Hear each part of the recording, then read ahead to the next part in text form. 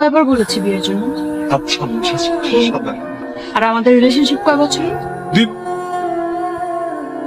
অন্য 4 বছর 4 বছর এটা তোমার গুণে বলতে হইলো?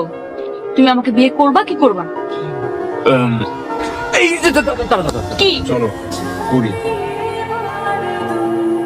বিয়ে হয়েছে মাত্র 4 মাস, এটা কি করছো তুমি আমাকে বুঝাও। আমি জানি না তো আমি কি করছি এটা দেখো, এটা প্রেগন্যান্সি টেস্ট। ওইটার মানে আমি প্রেগন্যান্ট। খুব ভালো জব করো তুমি, খুব ভালো পজিশন আছো, আমি সংসার খুব ভালোভাবে গুছিয়ে ফেলছি, তুমি আমাকে এখন সলিউশন দিবে। না মানে ওই যে সলিউশনটা আছে, কি সলিউশন? এরকম সিচুয়েশন অনেকের হয় না, ওরা যেভাবে সলিউশন করে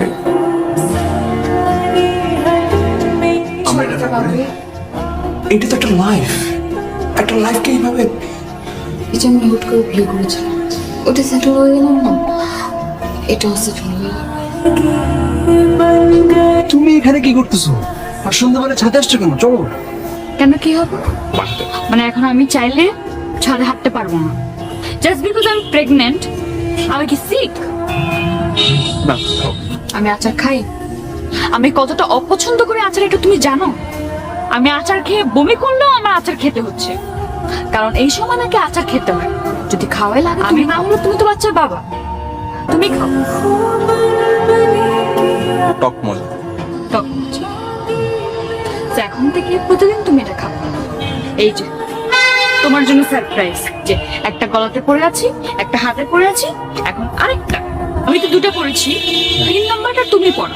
তুমি বাবা না, তুমি পড়ো, তাহলে বাচ্চার অমঙ্গল হবে না। আরে কি বলছো? মাথা কোমরে।